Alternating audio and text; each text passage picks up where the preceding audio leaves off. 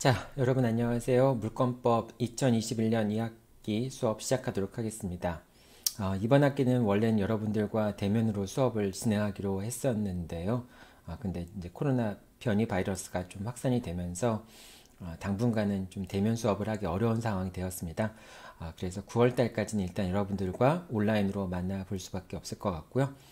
9월 이후에 상황이 좀 호전되어서 여러분들과 대면으로 만나서 수업을 진행할 수 있게 되기를 바랍니다.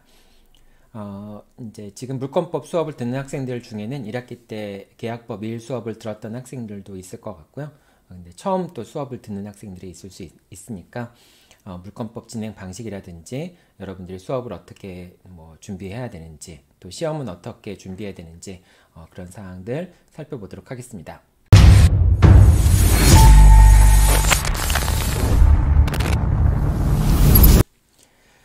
네, 먼저 수업 진행 방식 말씀드리도록 하겠습니다. 첫 번째 수업 자료를 업로드 하겠습니다. 여러분들이 사이버 캠퍼스에 접속해서 이 수업 자료 업로드된 거를 다운받으면 됩니다. 수업 자료는 이제 그 수업에 대한 수업 중요 내용에 대한 쟁점들이 포함되어 있고요. 그 다음에 관련된 판례들이 포함되어 있습니다. 그리고 출석 시험 파일도 들어가 있으니까요. 그걸 일단 먼저 다운받습니다. 다운받아서 수업 자료를 참고하여 여러분들이 수업 내용을 예습해야 됩니다. 수업 내용을 예습하는 것은 각자 교과서로 예습을 해야 됩니다. 수업 자료는 참고 자료일 뿐입니다. 어떤 점들이 중요한 점들인지, 그 다음 또 어떤 판례가 관련된 판례인지를 여러분들이 참고를 하면 되고요. 여러분들은 각자 교과서로 수업 내용을 예습을 하면 됩니다. 교과서랑 친해지는 게 제일 중요한 일이죠. 자, 그 다음에 이제 수업 내용을 예습을 했으면은 출석시험 파일 다운받아 놓은 걸 가지고 여러분들이 출석시험을 실시를 합니다. 출석시험은 한 10분 정도로 여러분들이 이제 실시하면 돼요. 10분 뭐 안 되고 본인 시험이 끝나면은 5분 정도 걸릴 수도 있겠죠. 어쨌든 출석시험을 실시를 하고서 그리고 출석시험 실시한 결과는 동영상 앞부분에 여러분들한테 해답을 제공을 할 겁니다. 그 동영상 앞부분을 보고서 여러분들이 채점을 하고 그 채점된 파일을 다시 이제 과제 형식으로 제출을 해야 됩니다. 이 매주 과제 형식으로 제출을 하지 않으면은 나중에 참여 점수에서 감점을 하도록 하겠습니다. 그래서 과제 형식으로 제출하면 되고요. 이거는 수업 시간 전에 과제로 제출을 해야 됩니다. 물론 이제 수업 시간이 끝나도 여러분들이 합리적인 사유가 있다라고 한다면은 과제 제출할 수 있도록 그 게시판을 열어놓기는 하겠습니다. 하지만은 원칙적으로 우리가 이제 그 줌 수업을 하기 전에 그러니까 수요일 날 10시부터 11시 사이에 줌 수업을 실시할 거거든요. 그 전에 과제를 제출을 해야 됩니다. 그 다음에 이렇게 출석 시험을 실시해서 출석 시험 파일을 과제로 제출하고 난 다음에는 수업의 중요 쟁점들에 대한 동영상을 시청하면 됩니다. 이 동영상을 시청하는 것까지가 이제 수업 시작 전까지 여러분들이 해야 될 일이고요. 그리고 이제 다 이렇게 이제 동영상 시청까지 끝나면은 실제 수업이 있는 수요일 날 9시부터 12시까지가 이제 그 수업 시간이잖아요. 그런데 여러분들이 수요일 날 10시부터 11시까지 줌에 접속해서 줌 수업으로 다 모이게 됩니다. 그리고 그 줌 수업에서는 판례의 중요한 내용들을 설명을 하고 그 다음에 여러분들이 수업에 대한 수업에서 궁금증을 가졌던 사항들에 대해서 여러분들이 질의응답하는 시간을 갖도록 하겠습니다. 자, 이렇게 줌 수업을 참석하지 않거나 또는 출석 시험을 제출하지 않는 경우에는 참여 점수에서 감점이 됩니다. 이 두 가지로 여러분들 출석 여부를 체크를 할 겁니다. 자, 이렇게 수업은 진행이 되니까요. 여러분들이 예습하는 단계, 그 다음에 실제로 이제 예습이 끝나고 출석 시험까지 제출한 다음에 줌 수업에 만나서 여러분들이 궁금한 점이라든지 그런 것들을 질의응답하는 그런 시간을 갖는 줌 수업까지 이렇게 한 주의 수업이 이루어진다라고 생각하면 됩니다. 시험은 중간고사 40%와 기말고사 50%, 그 다음에 참여 점수 10%로 이루어지게 됩니다. 참여 점수는 출석 시험과 출석 시험 제출, 이제 과제로 제출하라고 그랬잖아요. 시험을 과제로 제출해야 되는데 그 출석 시험 제출 여부를 가지고 참여 점수를 판단을 하게 됩니다. 뭐 과제 제출 한 번 정도 안 했다고 뭐 완전히 감점되는 건 아니지만은 전체적으로 출석률과 그 다음에 이제 과제 출석 시험을 과제로 제출한 것을 보고 참여 점수를 부여하게 됩니다. 시험 방식인데요. 시험 방식은 객관식으로 OX 50문제를 보게 됩니다.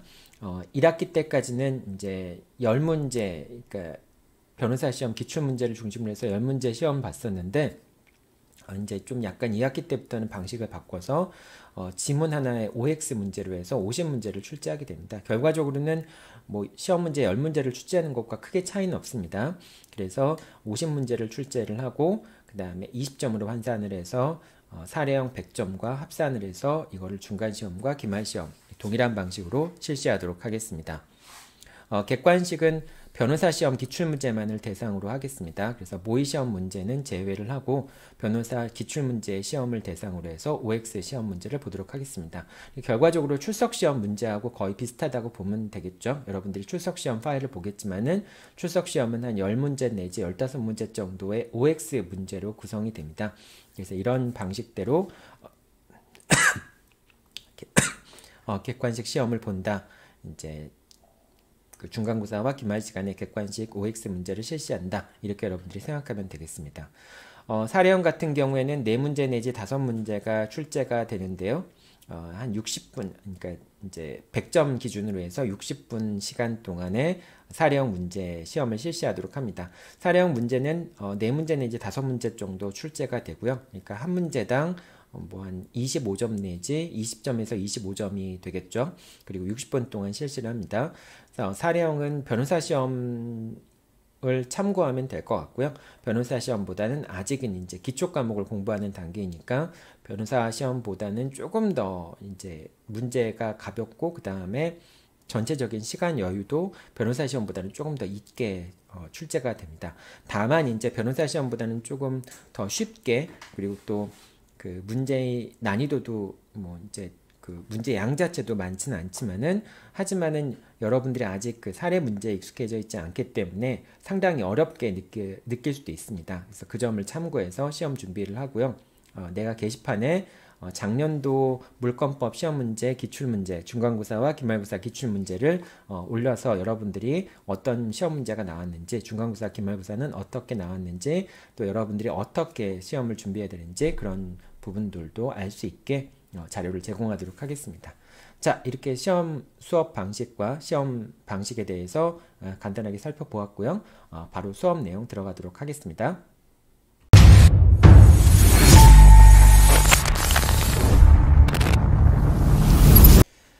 자, 제1주 출석시험 문제 정답입니다. 하나씩 보도록 하죠. 자, 첫 번째 문제인데요.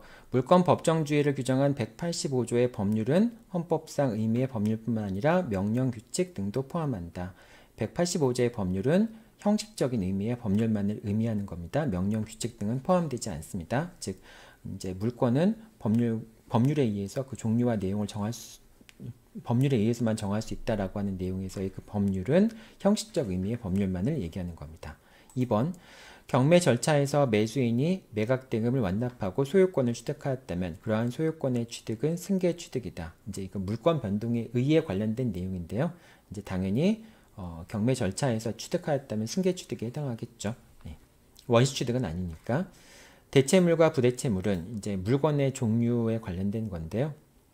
대체물은 당사자 의사에 따라서 결정이 되고 특정물과 불특정물은 객관적인 성질에 의해서 구분된다. 이게 바뀌었죠. 대체물이냐 부대체물이냐라고 하는 것은 물건의 객관적인 성질에 의해서 정해지는 것이고요. 특정물과 불특정물은 당사자 의사에 따라서 정해지는 겁니다. 자, 그래서 이 대체물이 대부분의 경우에는 불특정물이 대체물이 되겠지만은 뭐 경우에 따라서는 대체물이라고 하더라도 당사자가 특정물로 약정을 하는 것도 가능하겠죠. 4번입니다.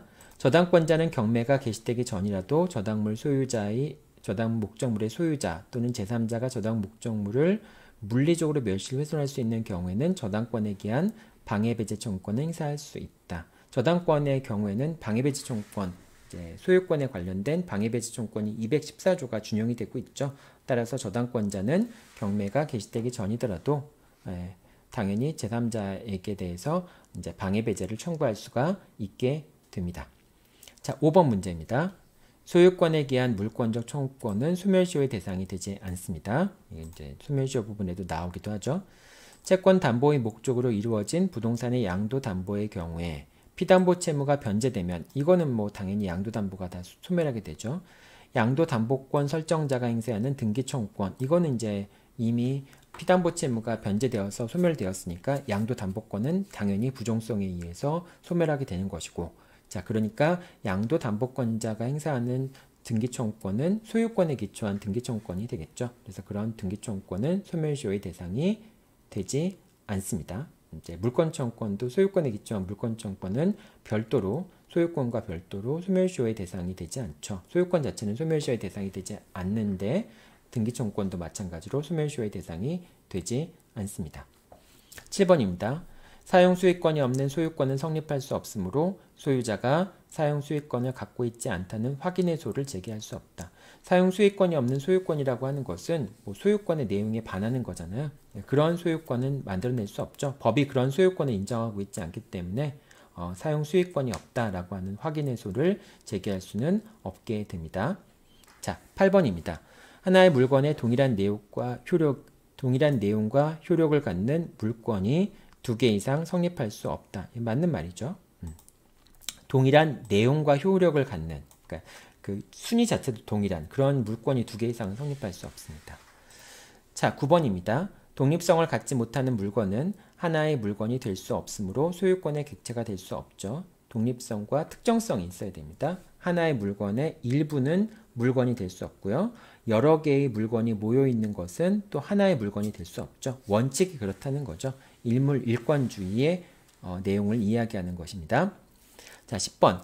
차임과 같은 물건의 사용 대가를 받는 금전은 법정 과실에 해당합니다. 법정 과실이라고 하는 것은 이제 과실에는 법정 과실과 천연 과실이 있는데 법정 과실이라고 하는 것은 물건의 사용 대가를 법정 과실이라고 얘기를 합니다. 그러니까 차임 같은 거, 임대 수익 같은 것을 법정 과실이라고 얘기할 수 있겠죠.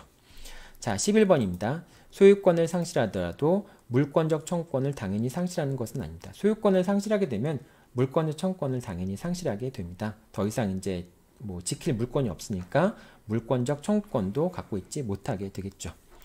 자, 12번입니다. 점유물 반환 청구권은 점유를 침탈당한 날로부터 1년 이내에 행사해야 하지만 소유물 반환 청구권은 권리 행사에 제한이 없다. 자, 이거는 사실은 개별적인 이제 물권 강론 부분에 들어가서 개별적인 물건에 대한 물권적 청구권을 공부하면서 살펴볼 내용이긴 한데요. 점유권이라고 하는 것은 사실 상태를 보호하는 것이기 때문에 너무 사실 상태를 오래 보호하게 되면은 오히려 다른 사람의 그 점유라고 하는 사실 상태를 침해할 수 있기 때문에 점유로 인한 점유 침탈로 인한 반환 청구권 같은 경우에는 1년 정도의 기간을 두어서 그 기간 내에만 반환 청구를 할 수 있다라고 얘기를 합니다. 이 경우에는 반드시 1년 내에 소까지 제기가 돼야 됩니다. 하지만 소유물 반환 청구권 같은 경우에는 그런 경우에는 그 점유물 반환 청구권의 경우에는 소유권에 기초한 소유물 반환 청구권 같은 경우에는 기한 제한이 없어요. 그러니까 정당한 소유권을 갖고 있는 경우에는 기한 제한 없이 언제나 상대방한테 반환 청구를 받을 수 있습니다. 다만 상대방의 점유취득시효가 안성이 되거나 뭐 등기부 취득시효가 안성이 돼서 소유자가 소유권을 상실하는 경우에는 그러면 이제 반환 청구권 행사할 수 없겠죠. 근데 그거는 소유물 반환 청구권 행사 기간이 정해져 있기 때문에 그런 것이 아니라 상대방의 등기부 취득시효나 점유 취득시효가 인정이 됐기 때문에 그런 것이죠. 따라서 원칙적으로 소유물 반환 청구권은 권리 행사 기간에 제한이 없습니다. 자, 이 물권 일반론에 관련된 기출문제가 별로 많지 않기 때문에 약간 좀 뒤에 나와 있는 내용까지 좀 포함해서 여러분들한테 시험 문제를 좀 낸 측면도 있는데요. 어쨌든 뭐 뒤에서도 당연히 알아둬야 될 내용이니까 미리 한번 이렇게 문제 풀어보는 것도 괜찮을 것 같습니다. 자, 여기까지 출석시험 해설 마치고요. 이제 수업 내용 들어가도록 하겠습니다.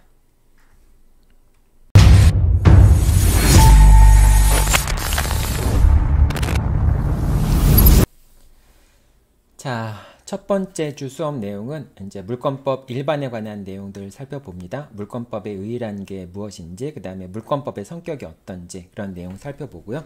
그 다음에 물권법의 규정과 체계는 어떻게 되어 있는지, 그리고 물권법의 법원은 어떻게 되는지, 그리고 물권 일반에 관한 내용들, 물권이 무엇인지, 물권의 종류에는 어떤 것들이 있는지, 그 다음 물권의 효력은 무엇인지 그런 내용 살펴보고요. 그 다음 물권 변동이 이제 민법 총칙에서 권리 변동이 제일 중요한 내용이었듯이 이제 물권법에서도 물권 변동이 제일 중요한데요. 그 물권 변동 앞부분, 그러니까 물권 변동이라는 것이 어떤 것인지 뭐 그런 내용들 살펴보도록 하겠습니다.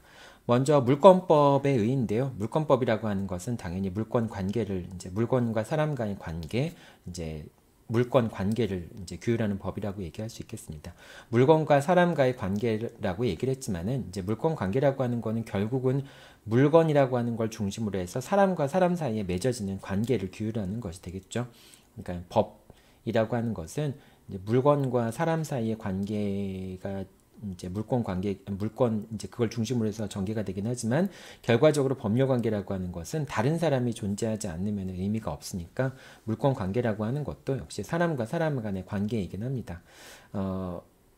이제 뭐 무인도에 혼자 있으면 소유권이라는 게 의미가 없다. 뭐 이런 얘기들 하잖아요. 결국은 어떤 물건을 소유한다, 물건을 갖고 있다라고 하는 것은 그것이 다른 사람과 어떤 관계에 있느냐라고 하는 것을 의미하기도 합니다. 자, 이 물건에 관한 그 관계를 규율하는 법은 뭐 모든 나라들이 그런 걸 갖고 있겠죠. 그런데 그 물건을 소유한다, 물건을 이용한다, 뭐 이런 거에 관련된 법규들은 강행 규정성을 갖습니다. 그래서 그 나라만의 독특한 그 이제 그 특성을 갖기도 하지만은 그 특성들이 좀 강행 규정성을 갖기도 해요. 그 물적 지배 관계가 그렇게 강행성을 갖지 못하면은 너무 다양화되면은 그럼 이제 물권 질서 자체가 좀 흔들릴 수 있기 때문에 약간 강행적 성격을 갖고요. 그리고 아까 얘기한 것처럼 나라마다 좀 독특한 성격들이 강합니다. 그래서 물권법 질서라고 하는 것은 보편적이지 않은 그런 특징을 갖게 됩니다. 뭐 예로 이제 영미 쪽 미국이나 이런 데의 소유권 같은 경우에는 계층적 소유권이라고 해서 우리처럼 소유권이 하나가 있는 게 아니라 이렇게 여러 단계별로 소유권이 존재하게 됩니다. 그래서 그런 점에서는 또 우리나라 또 차이가 있죠. 자, 어쨌든 물권법이라고 하는 것은 이제 사람과 물건을 지배하는 관계, 물권 관계를 규율하는 법이다라고 생각하면 되고요. 이 물권법은 강행 규정성을 갖고 비보편적인 성격을 갖는다라고 생각하면 되겠습니다. 물권법은 어떻게 구성되어 있느냐? 물권법은 물권 총칙과 물권 각칙으로 구성이 되어 있습니다. 물권 총칙 부분은 이제 물권 법정주의라든지 물권 변동, 그리고 물권의 소멸 같은 내용들을 살펴보게 됩니다. 물권 변동에서는 이제 법률에 의한 물권 변동과 법률의 규정에 의한 물권 변동, 이런 내용들을 살펴보고요. 특히 이제 여기서는 등기 부분이 가장 많이 등장을 하게 됩니다. 그래서 등기와 관련된 내용들이 상당히 많이 등장을 하게 되는데요. 등기의 추정력도 있고 등기의 적법성도 있고 등기가 있어야지만 물권 변동의 효력이 발생한다는 그런 내용도 있고요. 그래서 이 물권 변동 내용들이 사실은 물권법 시험 문제의 상당 부분이 이 물권 변동 부분과 이 물권 총칙 부분의 물권 변동 부분과 관련이 있다라고 생각하면 될 것 같습니다. 물권 각칙에서는 개별적인 물권의 유형들을 공부하게 됩니다. 그래서 점유권, 소유권, 여러분들이 공부할 때는 이 두 가지를 구분해야 되겠죠. 점유권이라고 하는 것은 물건을 사실상 지배하고 있는 상태를 보호하는 그런 권리인 것이고요. 이 소유권이나 용익 물권이라고 하는 것은 물건을 사용, 수익, 처분하는 이 세 가지 권능을 중심으로 구성되어 있는 그 물권이라고 생각하면 됩니다. 사용, 수익, 처분할 수 있는 권리는 소유권이라고 얘기를 하고요. 이 중에 용익 물권이라고 하는 것은 이 사용 수익에 대한 사용 수익에 관련된 물권을 용익 물권이라고 합니다. 이 담보 물권이라고 하는 것은 그 물건을 처분해서 환가한 다음에 채권의 만족을 얻는 그런 물권이기 때문에 처분권을 지배하는 그런 권리라고 얘기할 수 있겠죠. 그래서 이 소유권이라고 하는 것은 사용 수익 부분이 파생된 권리인 용익 물권 또는 처분권이 파생되어 있는 담보 물권, 이렇게 두 가지를 구분해 볼 수 있습니다. 이 용익 물권과 담보 물권은 물권 자체, 그러니까 소유권처럼 전면적으로 사용 수익 처분권을 갖고 있는 게 아니라 소유권의 일부에 대한 권리를 갖고 있다는 점에서 제한 물권이라고 얘기를 하기도 합니다. 제한 물권이라고 얘기를 하기도 하죠. 자, 이렇게 이제 물권 각칙에서는 개별적인 물권들에 대해서 살펴보게 됩니다. 용익 물권에는 지상권, 지역권, 전세권이 있고요. 담보 물권에는 유치권, 지류권, 저당권이 있습니다. 각각의 권리들은 좀 특징들이 있죠. 지상권이라고 하는 것은 공작물이라든지 건물 등을 소유하기 위해서 토지를 이용할 수 있는 권리를 지상권이라고 얘기를 하고요. 지역권이라고 하는 것은 요역지를 위해서 승역지를 이용할 수 있는, 그러니까 A 토지를 위해서 B 토지를 이용할 수 있는 권리, 이런 걸 지역권이라고 얘기를 합니다. 전세권이라고 하는 것은 타인의 부동산을 사용한다는 점에서는 지상권과 동일하지만은 토지나 건물에 모두 성립할 수 있고, 그리고 전세금을 지급하고 일정 기간 동안 사용할 수 있는 권리라는 점에서 다른 용익 물건들과 좀 구분해 볼 수 있겠죠. 담보 물건도 세 가지가 있죠. 유치권과 질권과 저당권이 있는데, 유치권이라고 하는 것과 질권, 저당권의 가장 큰 차이점은 유치권은 법정 담보 물건, 근데 질권과 저당권은 약정 담보 물건이라는 점에서 차이가 있다라고 얘기할 수가 있겠죠.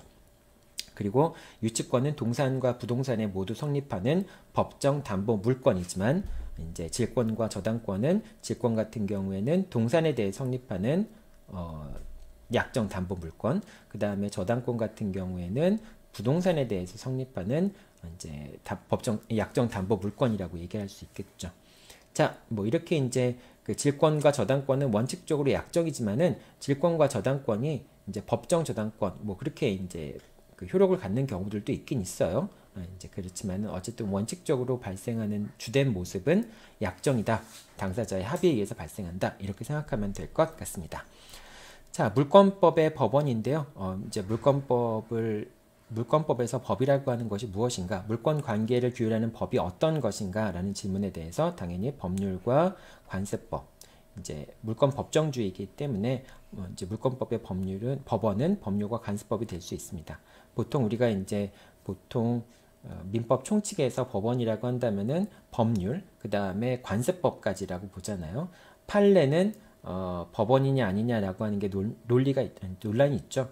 이게 만약에 그 판사가 법원에서, 그러니까 법정에서 이게 판단해야 되는 그 기준이 되는 것을 법원이라고 한다면은 당연히 판례도 법원이라고 볼 수 있겠지만, 근데 이제 일반 사람들도 사실 판례를 법원이라고 생각하니까 그 판례의 결론 자체를 법과 동일시 여기니까 일반인의 관점에서도 판례는 법원이 될 수도 있겠죠. 하지만 우리가 형식적으로 생각할 때는 법원의 판결이라고 하는 것은 법률을 적용해서 나온 결과를 판결이라고 얘기를 하잖아요. 근데 그런 관점에서 본다면은 판례는 법원이 될 수도 없죠. 그래서 판례가 법원이 되냐 안 되냐라고 하는 것은 법원을 어느 관점에서 바라보느냐에 따라서 달라질 수가 있게 됩니다. 하지만 이제 공통되게 인정되는 것은 당연히 법률과 관세법은 법원이 될 수 있다라고 하는 점이 되겠죠. 자, 물권의 특징인데요. 물권의 특질은 직접 지배한다. 직접 지배할 수 있다는 것과 배타적 지배, 나만이 지배할 수 있다라고 하는 것과 절대성과 그러니까 모든 사람한테 주장할 수 있다는 것, 그 다음에 양도성이라고 하는 권리들이 있습니다. 자, 이 권리들이 있다라고 하는 것은 채권과 비교해 보면 여러분들이 알 수 있겠죠. 채권이라고 하는 것은 상대방이 타인의 행위를 지배하는 권리를 채권이라고 얘기를 하죠. 그러니까 특정인이 특정인한테, 채권자가 채무자한테 일정한 행위를 할 것을, 일정한 행위라고 하는 것을 이걸 급부라고 얘기를 하죠. 일정한 행위를 할 것을 청구하는 권리를 채권이라고 얘기를 하잖아요. 이 채권과 비교했을 때 물권이 이런 효력들을 갖는다라고 얘기를 하는 겁니다. 그러니까 채권 같은 경우에는 직접 지배성이 없죠. 왜냐하면 채권은 타인의 행위를 지배하는 건데, 우리가 타인의 행위를 지배하게 되면은 그 사람의 인격을 지배할 수밖에 없잖아요. 사람과 행위를 분리할 수가 없잖아요. 그러니까 타인의 행위를 지배한다라고 하는 것은 그 사람을 지배한다는 건데, 사람이 다른 사람을 지배할 수는 없잖아요. 그렇기 때문에 채권 같은 경우에는 직접 지배성이 없습니다. 다만 채권자가 자발적으로 이행을 했을 때 급부가 이루어지는 것이죠. 채무자가 자발적으로 이행하지 않은 경우를 대비해서 강제집행 절차를 두고 있는 것이죠. 뭐 금전 채무를 이행하지 않으면은 재산을 환가해서 그 환가된 대금으로부터 채권자가 돈을 받아간다든지 이런 방식으로 강제집행할 수 있을 뿐입니다. 직접적으로 채무자 모가지를 끌어다가 채무를 강제로 이행해라 라고 하는 그런 방식, 직접적으로 지배할 수는 없겠죠. 그 다음에 배타적 지배라고 하는데요. 이제 채권 같은 경우에는 2개 이상의 채권이 성립할 수가 있겠죠. 동일한 내용의 2개 이상의 채권이 성립될 수 있습니다. 배타적이지 않기 때문에 그런 것이죠. 그래서 배타성이 없다라고 하는 거. 그리고 절대성이 없습니다. 채권은 채무자한테만 주장할 수 있고요. 다른 사람들한테는 원칙적으로 채권을 주장할 수 없게 됩니다. 권리로서 주장할 수 있겠지만은 그 급부의 내용을 다른 사람한테 이행할 것을 청구할 수 없다라고 하는 내용이죠. 그런데 이제 물권법에서의 물권이라고 하는 권리는 모든 사람한테 자신의 권리를 주장할 수 있게 됩니다. 그리고 이제 채권은 양도성이 원칙적으로 없습니다. 채무자의 동의가 있어야지만 채권이 물론 이제 재산적인 성격을 갖는 경우에는 그냥 양도할 수 있지만은 인적 성격이나 그런 걸 갖는 임차권 같은 경우에는 채무자가 그러니까 임차인이 양도하기 위해서는 임대인의 동의를 얻어야 되죠. 그렇기 때문에 채권 같은 경우에는 양도성이 제한되는 경우가 있는데 물권 같은 경우에는 원칙적으로 양도성이 제한되지 않습니다. 자, 이렇게 이제 물권의 특질과 관련해서 이제 설명을 했는데요. 채권과 여러분들이 비교를 하면은 조금 더 쉽게 여러분들이 이해할 수 있을 겁니다. 특히 이제 임차권이라고 하는 권리와 전세권이라고 하는 권리, 이제 하나의 주택을 임차한 경우나 하나의 주택의 전세권을 설정한 경우는 사실 겉으로 보기에는 큰 차이는 없습니다. 임차인이나 전세권자나 큰 차이는 없는데 임차인 같은 경우에는 임차권 같은 경우에는 채권이고 전세권 같은 경우에는 채권이 아니라 물권이 되겠죠. 그렇기 때문에 외형상으로는 비슷해 보이지만은 사실상 이제 권리의 성격 자체가 다르기 때문에 좀 차이가 있습니다. 그래서 만약에 어떤 주택을 이렇게 임차한 사람이 있는데 A라는 사람은 임차인이고요. 그 다음에 이제 똑같은 옆에 있는 주택을 이제 B라는 사람이 사용하고 있는데 B라는 사람은 전세권자이다. 이런 경우가 있을 수 있겠죠. 자, 이런 경우에 이 임차인 같은 경우에는 임차권이라고 하는 채권을 갖고 있고 전세권자는 전세권이라고 하는 물권을 갖고 있죠. 그래서 두 사람이 이 집을 이용한다라고 하는 점에서는 큰 차이가 없지만 전세권자 같은 경우에는 이제 B 같은 경우에는 전세권을 갖고 있으니까 이 전세권 같은 경우에는 직접 지배성이 있어서 B는 이 건물을 직접 지배할 수 있습니다. 따라서 누군가 이 건물에 대해서 사용수익을 방해한다라고 한다면은 전세권자는 전세권에 기초해서 방해배제를 청구할 수도 있습니다. 배타적 지배라고 하는 것은 B라는 전세권자는 모든 사람한테 자신의 전세권을 주장할 수 있게 됩니다. 그렇기 때문에 이제 전세권 같은 경우에는 반드시 등기가 이루어져야 되겠죠. 자, 그 다음에 절대성. 그러니까 자기만이 배타적으로 이제 B라는 사람만이 배타적으로 전세권을 주장할 수 있고요. 그 다음에 모든 사람한테 주장할 수 있고 이 전세권을 임의로 양도하는 것도 가능합니다. 전세권이기 때문에 그렇죠. 물권이기 때문에. 반면에 임차인 같은 경우에는 직접 지배하지 못해요. 임차인은 임대인에게 이 주택을 사용 수익할 수 있도록 해달라라고 요구할 수 있는 권리만을 갖게 됩니다. 그래서 만약에 임대인이 그 권리를 이행하지 않으면은 강제 집행을 하는 방법밖에 없죠. 아니면 채무 불이행 책임을 묻거나 그런 방법밖에 없습니다. 그리고 임차인 같은 경우에는 이 주택을 배타적으로 지배하지 못해요. 그래서 하나의 주택에 대해서 A라는 사람도 임차권을 가질 수 있지만 A-라는 사람도 임차권을 가질 수 있습니다. 그러니까 동일한 내용의 임차권이 2개 이상 성립하는 것도 가능하게 됩니다. 다만 이제 두 사람 다에게 A와 A- 두 사람에게 모두 다 이행하는 것은 불가능하겠죠. 이제 그렇기 때문에 어느 한 사람한테만 이행하게 되면은 다른 사람한테 이행하지 못하게 되고 그로 인해서 채무 불이행 책임을 질 수는 있겠습니다. 하지만은 2개의 임차권이 성립하는 것은 가능하고요. 반면에 전세권은 하나의 주택에 대해서 2개의 전세권이 성립하는 것은 불가능합니다. 그리고 직접 이제 배타성이 없고요. 그 다음 절대성이 모든 사람한테 임차권을 주장할 수 없어요. 임차인은 임대인에 대해서만 임차권을 주장하고 그 임대인에게 일정한 행위를 청구할 수 있는 것이죠. 그 다음에 임차인 같은 경우에는 임차권을 양도하기 위해서는 임대인의 동의를 얻어야 되겠죠. 그래서 임대인의 동의를 얻지 않고 양도한 경우에는 예외적인 경우를 제외하고는 원칙적으로 임차권의 양도는 무효가 됩니다. 자, 여기까지 이제 물권의 특질까지 살펴보았습니다.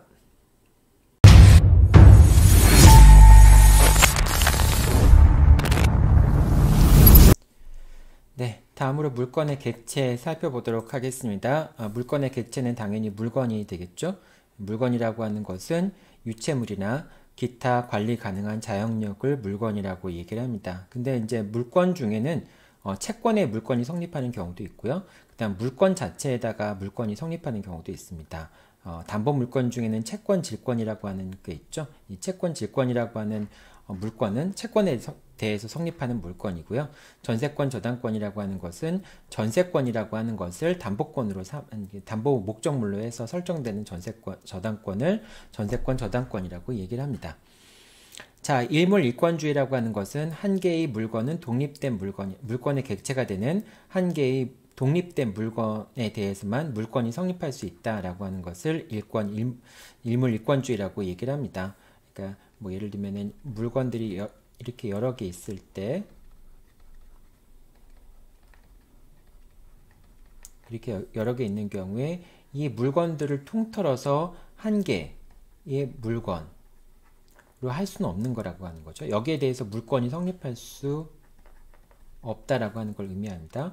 그리고 또 마찬가지로 이 전체의 물건 중에 일부에 대해서만 물건이 성립하는 것도 안 된다라고 하는 걸 의미하는 겁니다. 일물일권주의라는 건 그런 의미입니다. 그런데 이제 사실은 여러 개의 물건에 대해서 하나의 물건이 성립하는 거, 뭐 이런 내용들이, 그리고 또 물건의 일부에 대해서 물건이 성립되는 거, 이런 것들이 꼭 필요에 따라서 인정될 필요성이 있는 경우도 있을 거 아니에요. 그렇기 때문에 항상 성립하는 건 항상 부정되는 건 아니고요. 경우에 따라서는 집합물에 대해서도 이제 집합 동산 담보 같은 거, 뭐 그 수조권에 들어있는 수없이 많은 치어, 여기 이제 물고기들이 수없이 많이 들어가 있을 때 이런 것들은 하나의 독립된 물건이 아니지만 여러 개의 물건의 집합이지만은 이런 것도 하나의 물건의 대상이 될 수가 있어요. 그리고 광업재단이나 저당법 같은 경우 이제 뭐 공장이 이렇게 있고요. 공장이 있고 그 다음에 이 공장 부지에 무슨 이 안에 기계 같은 것도 설비 같은 것도 있고요. 이런 것들을 다 모아서 하나의 그 공장 부지까지 포함해서 이걸 하나의 물건으로 취급할 수도 있거든요. 이런 경우에는 여러 개의 물건이 합쳐져서 하나의 물건처럼 취급되는 거기 때문에, 그리고 이제 전세권 같은 경우에도 일부에 대해서 전세권이 설정되는 건 가능하거든요. 자, 따라서 일물일권주의라고 하는 건 원칙이지만은 필요에 따라서는 여러 개의 물건에 대해서 하나의 물건이 성립하거나 또는 물건의 일부에 대해서 물건이 성립하는 것도 완전히 불가능한 것은 아니다라고 생각하면 됩니다. 자, 물건의 종류인데요. 여기서 물건의 종류에 대해서 뭐 간단하게 3가지 정도만 언급이 되어 있는데 그 밖에도 다른 물건의 분류도 있긴 있죠. 처음에 동산과 부동산이라고 하는 거, 이제 부동산은 토지와 그 정착물을 부동산이라고 얘기를 하죠. 이 정착물이라고 하는 것은 부합이 되니까 토지의 일부가 되는 건데 권원에 의해서 부합시킨 경우에는 부합이 되지 않죠. 그런 경우에는 부동산의 일부가 되지 않을 수도 있습니다. 자, 주물과 종물이 있는데요. 주물과 종물이라고 하는 것은 종물이라고 하는 것, 주물은 당연히 어떤 물건인 것이고요. 종물이라고 하는 것은 물건의 소유자가 그 물건의 상용에 공하기 위해서, 이 물건이라고 하는 것은 이건 주물이 되겠죠. 주물의 사용에 이용하기 위해서 자기 소유인 다른 물건을 이에 부속하게 할 때 그거를 종물이라고 얘기를 합니다. 자기 소유 물건을 부속시켰을 때 그게 종물이 되는 거예요. 그러니까 타인의 물건을 부속시켰을 경우에는 그때는 이제 종물이 될 수 없겠죠. 여기서 부속이라는 말이 있는데 우리 부합이라는 말에도 부속이라는 말을 씁니다. 부합이라는 말에도 부속이라는 말을 쓰는데 종물에도 부속이라는 말을 쓰고 이 부합에도 부속이라는 말을 써요. 근데 이제 이건 다르죠. 부속이라고 하는 건 그냥 물리적으로만 위에 올려놓은 정도가 되는 거고 부합에서의 부속이라고 하는 것은 하나로 합체시킨다라는 의미가 있는 거죠. 그런 점에서 좀 차이가 있습니다. 자, 그 이제 종물과 뭐 주물에 대해 설명을 했고요. 부합물이라고 하는 것은 다른 물건에 부속되어서 부합되어서 그 물건의 일부가 된 물건을 부합물이라고 얘기를 합니다. 자, 이게 부합에는 2가지 부합이 있죠. 강한 부합과 약한 부합이 있습니다. 강한 부합과 약한 부합이 있는데 강한 부합이라고 하는 것은 완전히 물리적으로 이제 화학적으로 결합이 돼가지고 그걸 떼놓을 수 없는 상태에 있는 것을 강한 부합이라고 얘기해요. 약한 부합 같은 경우에는 부합이 되긴 됐는데 떼어낼 수 있는 거, 물건의 일부가 된 건 맞지만은 떼어낼 수 있는 것을 약한 부합이라고 얘기를 합니다. 그래서 아까 그 토지에다가 나무를 심었을 경우에 그런 경우가 약한 부합인 것이죠. 그거는 충분히 떼내갈 수 있으니까. 그래서 번원에 의해서 부속시켰을 경우에는 부합이 일어나지 않고 그냥 번원 없이 부속시켰을 경우에는, 그러니까 소유자가 부속시켰을 경우에는 그런 경우에는 부합이 일어나게 되고 이제 그렇게 구분하면 됩니다. 나중에 이건 강한 부합과 약한 부분, 나중에 아니라 여러분들 1학기 때 공부할 1학기 때 이제 그 임대차를 공부하면서 임차인이 부합을 부속을 시켰을 때 강한 부합이라고 한다면은 이거는 비용상한 청구권의 문제로 넘어가게 되고요. 만약에 임차인이 부속시킨 물건이 약한 부합이라고 한다면은 그때는 이제 임차인은 부속물 매수 청구권을 행사하거나 아니면 그걸 떼어가거나 이제 이런 문제가 생기는 거죠. 그래서 이 경우에는 부속물 매수 청구권 등의 문제가 생긴다라고 했을 때 강한 부합과 약한 부합의 차이가 이렇게 있다. 여러분들이 이해하면 되겠습니다. 자, 물권의 객체에 대해서 살펴봤고요. 그 다음에 이제 이 부분은 물권 법정주의인데요. 물권 법정주의라고 하는 것은 이제 물권 법정주의라고 하는 것은 이게 왜 물권의 객체 부분에 들어가는지 모르겠는데 어쨌든 물권의 종류니까 물권 법정주의라고 하는 것은 물권은 법률 또는 관습법에 의하지 않으면 임의로 창설하지 못한다라고 하는 게 이제 물권 법정주의입니다. 아까도 얘기했지만 물권은 그 나라의 고유한 특성들을 갖고 있고요. 그리고 그것은 강행 질서를 형성한다라고 얘기를 했었죠. 그렇기 때문에 법률과 관습법에 의하지 않는다면은 물권을 임의로 창설할 수 없다라고 하는 겁니다. 자, 그리고 이제 이때 말하는 물권 법정주의에서 말하는 법률 또는 관습법이라고 얘기했는데 이때 법률이라고 하는 것은 형식적 의미의 법률만을 의미합니다. 우리가 이제 보통 법원이라고 얘기할 때 법률이라고 하는 것은 법률과 시행령과 시행규칙, 조례까지 다 포함해서 법률이라고 이해를 하잖아요. 법원에서 얘기하는 그 법률이라고 하는 것은 근데 이 물권 법정주의에서 얘기하는 법률이라고 하는 것은 국회를 통과한 형식적인 법률만을 의미한다라고 여러분들이 생각을 해야 됩니다. 그러니까 법원에서의 법률과는 내용이 달라요. 그러니까 여러분들 이 부분은 객관식 시험 문제도 자주 나오는 거니까 헷갈리면 안 되겠죠. 자, 이게 지금 그 분류가 약간 좀 잘못된 것 같은데요. 물권의 객체까지는 여기까지 이제 물권의 객체는 이렇게 인물 보고 물건의 종류까지 이렇게 보면 될 것 같고 물권 법정주의는 조금 한 단계 올려서 봐야 될 것 같습니다. 요거는 여기다 포함시키는 게 아니라 그냥 물권 법정주의라는 주제를 따로 떨어져서 설명을 했어야 되는데 이게 물권의 객체 부분으로 들어가서 약간 좀 적절하지 않은 것 같네요. 자, 여기까지 살펴봤고요. 다음으로 다음 주제 넘어가도록 하겠습니다.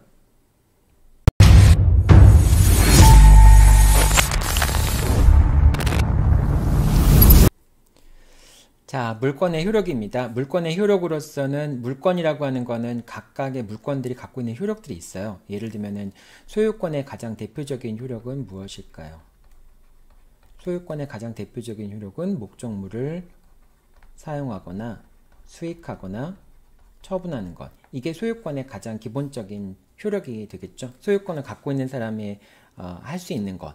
소유권을 갖고 있는 것이 갖고 있다는 것이 의미하는 것. 이것을 이제 효력이라고 얘기할 수 있는데 이렇게 이제 각각의 물권들의 효력을 갖고 있습니다. 근데 여기서 지금 우리가 공부하는 거는 물권 총칙에서의 물권의 효력이라고 하는 것은 개별적인 물권의 효력들을 제외한 모든 물권들이 갖고 있는 공통적인 속성을 여기서 모아서 설명을 하는 거예요. 그러니까 여러분들이 이 물권의 효력이라고 하는 것은 뭐 이것만 있는 것이 이것만 물권의 효력이다 이렇게 생각하면 안 되고요.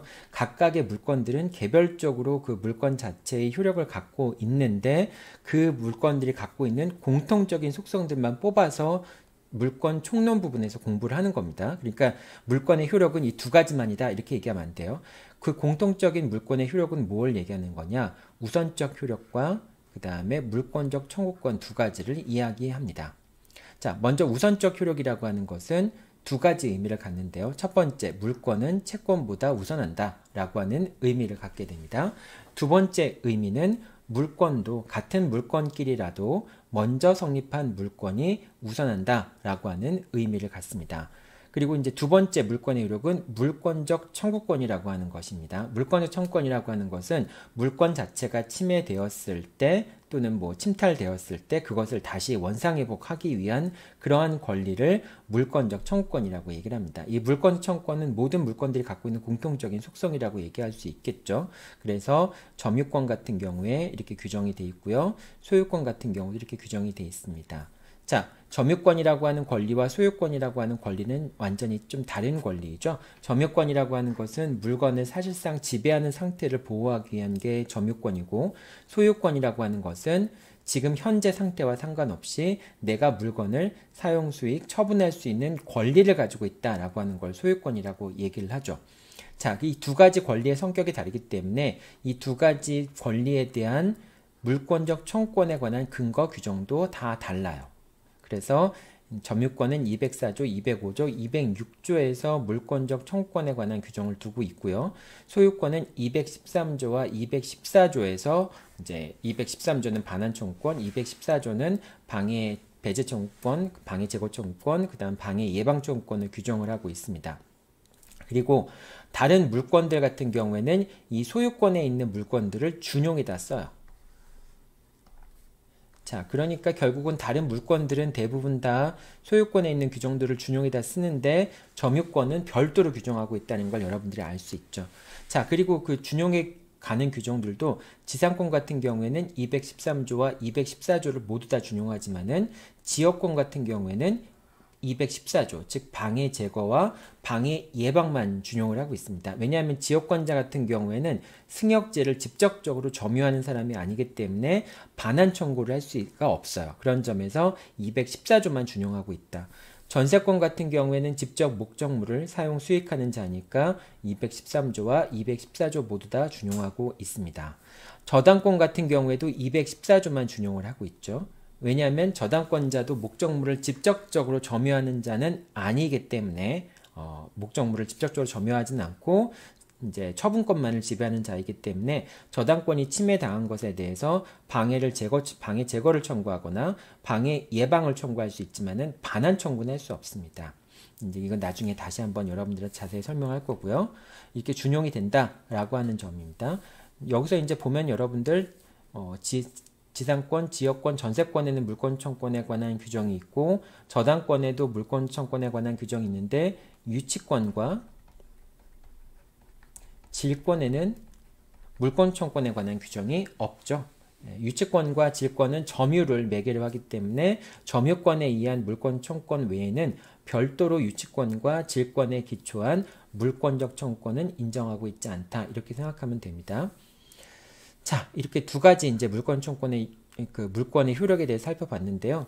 이제 가만히 보다 보면 여러분들 이 말이 두 가지가 공통된 속성이라고는 얘기했지만은 꼭 반드시 모든 물권에 다 적용되는 건 아니라는 걸 알 수 있어요. 왜냐하면 물권적 청구권에 관한 규정이 있다라고 얘기했지만은 유치권이나 질권 같은 경우에는 사실상 그 물권 청구권에 관한 규정이 없죠.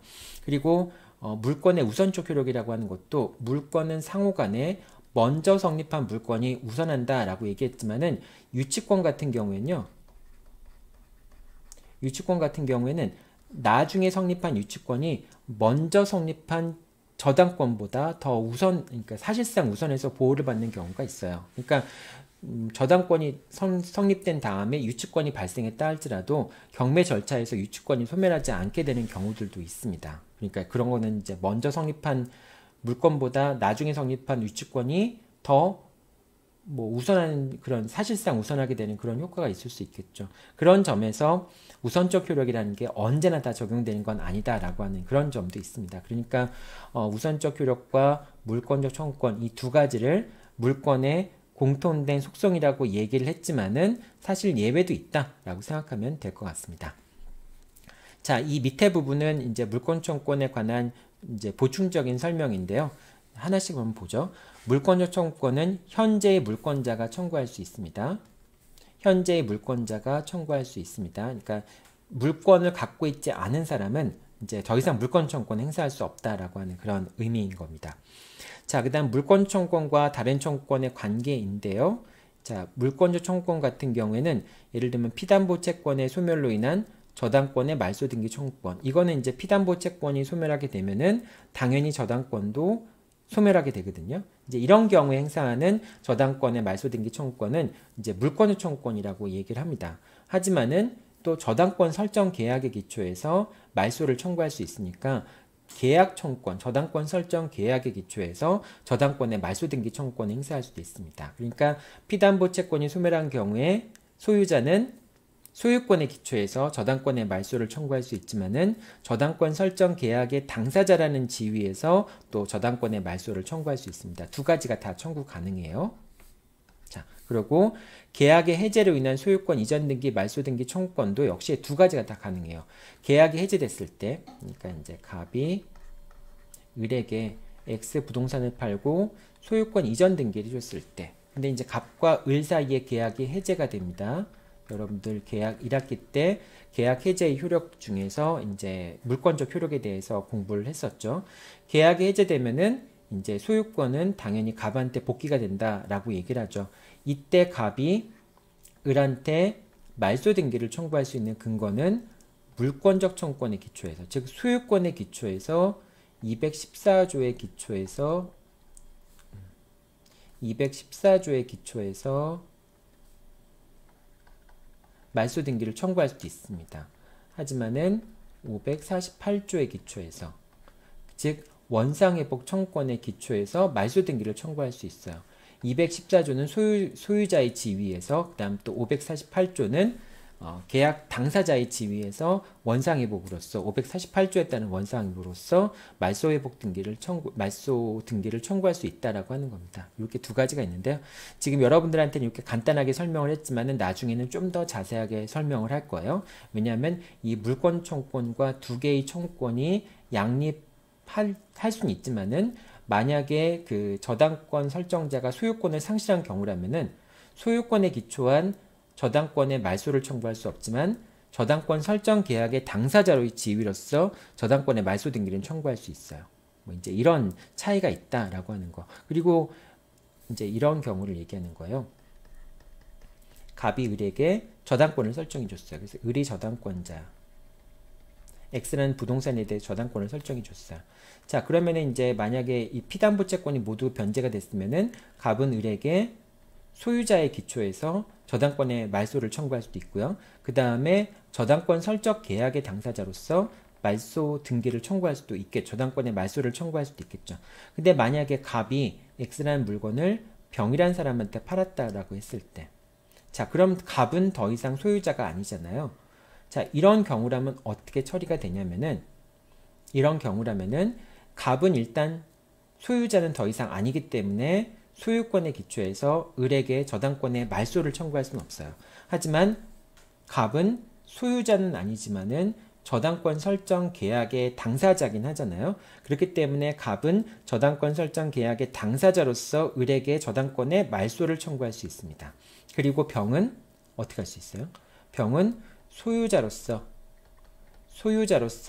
을의 저당권이 부종성에 의해서 소멸했으니까 병이 을에게 말소 등기, 소유권에 기초한 말소 등기를 청구할 수 있게 되는 겁니다. 즉 갑은 소유자가 아니니까 소유권에 기초해서 214조의 기초에서 말소 등기를 청구할 수 없지만 저당권 설정 계약이라고 하는 계약의 당사자의 지위에서 말소 등기를 청구할 수 있고요. 그 다음에 병이라고 하는 소유자는 소유권이라고 하는 물권에 기초해서 을에게 말소 등기를 청구할 수도 있죠. 자, 이렇게 두 가지 권리가 서로 분리되는 경우도 있을 수 있고요. 합쳐지는 경우도 있을 수 있겠죠. 그런 얘기를 하는 겁니다. 자, 그 다음에 물권적 청구권과 전보배상 청구권. 자, 물권적 청구권이라고 하는 것은 불능이 된다 할지라도 전보배상을 청구할 수가 없다라고 하는 점도 여러분들이 기억을 해둬야 되겠죠. 자, 이거는 나중에 이제 소유권에 기초한 물권 청구권에 가서 다시 한번 자세히 설명을 하긴 할 텐데요. 이런 경우를 얘기하는 겁니다. 갑이 을에게 자신이 소유한 부동산을 팔았어요. 팔고 을은 다시 또 병에게 X 부동산을 팔았습니다. 근데 이제 이 소유권 이전 등기가 무효가 된 경우에요. 자, 그런데 갑이 을을 상대로 해서 이제 말소 등기를 청구했어요. 말소 등기를 청구해서 그 청구가 인용이 됐습니다. 인용이 됐는데 갑이 병에 대해서 말소 등기를 청구했는데 이제 소유권 이전 등기에 대해서 말소 등기를 청구했는데 병은 여기서 뭐 예를 들면 등기부 취득시효를 원용을 했어요. 그래서 그 등기부 취득시효 때문에 병에 대한 청구는 기각이 됐습니다. 자, 그렇게 되면은 을에 대한 청구, 즉 등기 말소 청구를 했는데 그것이 인용이 됐지만은 병에 대한 등기부 취득시효 항변이 인정이 돼서 결과적으로는 을에 대한 등기의 말소를 청구할 수 없는 상황이 됐잖아요. 자, 이런 경우에 을에 대한 등기 말소가 불능이 됐다라고 해서 갑이 을에게 말소 등기 청구가 불가능하게 되었다. 즉 물권적 청구권이 불가능하게 되었다는 걸 이유로 해서 전보배상을 청구하는 것은 허용되지 않습니다. 그래서 물권 청구권이 불능이 되더라도 전보배상을 청구할 수 없다라고 하는 게 이런 내용이에요. 자, 그 다음에 물권적 청구권과 비용 부담의 문제인데요. 이제 물권 청구권의 경우에 누가 비용을 부담할 것인가 라고 하는 문제가 발생을 해요. 이거는 어떤 경우에 발생을 하냐면은 약간 좀 이론적이긴 한데요. 뭐 이것도 논의가 되는 부분이니까 설명을 하자면은 이런 경우에 문제가 됩니다. 이제 그 A 토지가 있고요. B 토지가 있습니다. 근데 이 A 토지에 있던 나무가 이렇게 하나 이렇게 나무가 이렇게 있었는데 이 나무가 넘어졌어요. 바람이 불어서 넘어졌을 때 이렇게 이제 나무가 옆집까지 이렇게 넘어진 겁니다. 이렇게 바람이 불어가지고.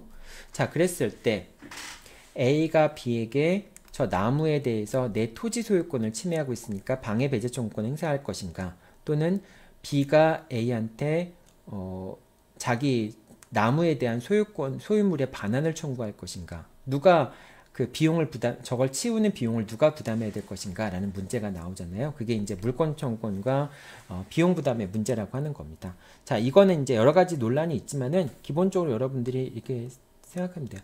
만약에 A의 점유가 성립한다면은 B는 A에게 나무의 반환을 청구할 수 있겠죠. 그런데 만약에 A의 점유가 성립하고 있지 않다면은 저 나무가 A의 토지를 이제 무단으로 점유하고 있는 거니까 그런 경우에는 A가 B한테 저 나무의 수목의 제거를 청구할 수 있겠죠. B 소유의 수목이 A의 토지 소유권을 침해하고 있으니까 그럴 경우에는 A가 B에게 수목의 제거를 청구하면 되겠죠. 자, 그러면 A의 점유가 성립했느냐, 점유가 성립하지 않았느냐 라고 할 때는 점유 설정 의사가 필요합니다. 내가 점유하겠다라고 하는 의사가 있어야지만 점유가 성립이 되죠. 자, 그래서 만약에 저 나무에 대해서 A가 점유할 생각을 갖고 있다, 그래서 사실상의 지배를 하려고 한다라고 하는 경우에는 B가 오히려 A한테 저 나무의 반환을 청구할 수 있는 것이고, 그때 나무의 반환을 하기 위한 비용은 당연히 A가 부담해야 되겠죠. 그런데 A한테 점유 설정 의사가 없다라고 한다면은 그러면은 오히려 이 나무가 A 소유의 토지를 침범하고 있는 거니까 A는 B에게 나무의 제거를 나무의 이제 제거해라, 가져가라라고 하는 걸 청구할 수 있겠죠. 그 비용은 역시 B가 부담하게 되겠죠. 따라서 A의 나무에 대한 점유가 성립하였는지 여부를 기초로 해서 비용을 누가 부담해야 되는지 여부를 판단을 해야 되겠죠. 그래서 이 문제는 이렇게 생각을 하게 됩니다. 요거는 이제 실제로 교과서에는 이 경우에 누가 뭐 비용을 부담하는가라고 하는 것에 대한 이제 복잡한 논의가 전개되기는 하죠. 자, 여기까지가 물권의 효력에 관한 기본적인 내용이었습니다. 이 두 가지만 여러분들이 중심적으로 잘 기억하고 있으면 되겠죠. 자, 다음 내용 보도록 하죠.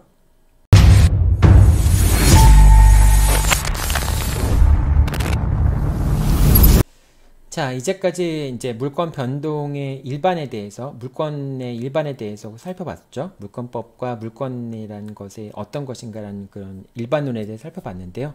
이제부터는 이제 물권 총론의 총칙의 내용 중에서 물권 변동에 관련 부분들을 살펴보도록 하겠습니다. 이제 물권 변동이라고 하는 거는 여러분들 이제 그 민법 총칙에서 권리 변동이라는 거 공부했었죠.